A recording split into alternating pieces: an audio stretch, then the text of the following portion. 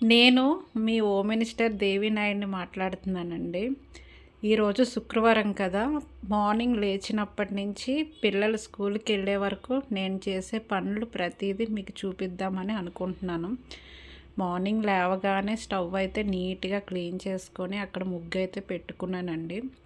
Already టబ్బులో ఉన్న కొన్ని బాసనలు ఉంటే అవన్నీ తీసేసి మళ్ళీ నీట్‌గా సింక్‌లో ఉన్న బాసనలన్నీ అయితే నీట్‌గా వాష్ చేసుకున్నాను. ఎందుకు అనుకున్నారంటే నేను డైరెక్ట్‌గా గిన్నెల స్టాండ్‌కి అయితే బాసనలు అయితే పెట్టనండి. ముందు టబ్బులోనే కాలేసుకొని ఆ తర్వాత అవన్నీ మంచిగా ఆరినాక మళ్ళీ నేను నెక్స్ట్ బాసనలు ఎప్పుడైతే తోముతానో అప్పుడు అవన్నీ నీట్‌గా గిన్నెల స్టాండ్‌లో అయితే సదురుకుంటానండి.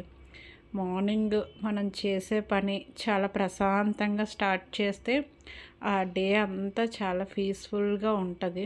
అదే నేను నమ్ముతాను.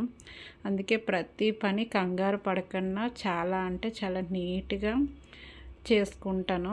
ఒక పక్క పిల్లలు కూడా కాస్త కోస్త హెల్ప్ చేస్తూ ఉంటారండి. కానీ స్కూల్కి వెళ్ళేటప్పుడు మాత్రం కొంచెం వాళ్ళకైతే నేను ఏమీ చెప్పను. ఇంకా ఆ విధంగా బాసనలు అయితే కంప్లీట్ చేసేసుకున్నాను. ఇంక నెక్స్ట్ ఇల్లు అయితే ఊకుతున్నాను. ఒక్కొక్కసారి పెద్ద పాప హెల్ప్ చేస్తుంది. ఖాళీ ఏంటంటే ఈరోజు స్కూల్ ఉంది, వాళ్ళకి ఎగ్జామ్స్ ఉన్నాయి కాబట్టి ఇంక వాళ్ళకి పని చెప్పలేదు. లేకపోతే డైలీగా హాఫ్ ఇల్లంతా పెద్ద పాప ఊకేస్తుంది, మిగతా హాఫ్ అయితే నేను ఊకేసుకుంటాను. బయట కూడా ఇంక అదే విధంగా మొత్తం క్లీన్ చేసేసుకున్నాను. ఇంకొకటి ఏంటంటే మార్నింగ్ నేను ఎంతకు లేచానో మీకు చెప్పలేదు కదా! 5కి అయితే లేస్తానండి. బాగా ఎక్కువ పని ఉండేటప్పుడు ఒక్కోసారి నైట్లోనే గిన్నెలు స్టవ్ అంతా క్లీన్ చేసేసుకుంటాను. ఒక్కొక్కసారి చేత కాకపోతే ఇంక మార్నింగే లేచి మిగతా పాచి పని అంటాము. మాకు పల్లెటూరులో మా అమ్మ చెప్పిన పని పాచి పని అంటే ఇంక మొత్తం ఇల్లంతా శుభ్రం చేసుకొని వంటగది అన్నీ శుభ్రం చేసుకున్న తర్వాతే వంట స్టార్ట్ చేయాలని అంటదమ్మ. ఇంకా ఆ విధంగానే నేను ప్రతిసారి ఈ విధంగా చేసుకుంటానండి. నేను ఒకటే నమ్ముతాను, మన ఇల్లు శుభ్రంగా ఉండాలి, మనం ప్రశాంతంగా ఉండాలి. అప్పుడే లక్ష్మీదేవి ఆటోమేటిక్గా మన ఇంట్లోకి వస్తుంది అనేదే నమ్ముతాను. అంతే తప్ప ఇల్లంతా క్లమ్జీగా పెట్టుకొని ఖాళీ దేవుడి మూల ఒక్కటే శుభ్రం చేసుకొని పూజ చేసుకోవడం అనేది నాకు ఇష్టం ఉండదు. ఎవరిష్టాలు అలా మనం కాదని లేవలేండి. మార్నింగ్ లేచైతే ఈ మిగతా ఈ పనంతా చేసుకున్న తర్వాతే నేను తర్వాత ఏ పనైనా స్టార్ట్ చేస్తాను. ఇంక ఇల్లు తడిబట్ట పెట్టేసి ముగ్గులు కూడా పెట్టేసి నెక్స్ట్ బ్రష్ చేసుకొని స్నానానికి కూడా వెళ్ళిపోయానండి. స్నానం నుంచి వెళ్ళొచ్చేసినాక మంచిగా స్టవ్ అంతా క్లీన్ చేసి ఆల్రెడీ పెట్టుకున్నాను కాబట్టి ప్రతి శుక్రవారం మనకి ఇంట్లో మనం అన్నం వండుకుంటామండి. స్టవ్ లక్ష్మీదేవితో సమానం కదా! ఇంకా ఆ స్టవ్కి నీట్‌గా ముగ్గులు పెట్టేసుకొని బొట్లు కూడా పెట్టేసుకొని దేవుడికి నైవేద్యం పెడదామని ఇంకొక వైపు పాలు కట్ చేసి పెట్టానండి. అగోండి కొంచెం గడ్డ కట్టేసాయి. ఆ విధంగా ఇంకొక పక్క పిల్లలకి టిఫిన్ రెడీ చేస్తున్నాను. పల్లీ చట్నీ చేసి దోశలు వేద్దామని వాళ్ళకి ఇంకొక వైపు అయితే ఆ విధంగా ప్రిపేర్ చేస్తున్నాను. చూడండి టైం మొత్తం సరిపోద్దండి. మనం లేచేదాన్ని బట్టి పని చేసుకునే దాన్ని బట్టి ఉంటుంది.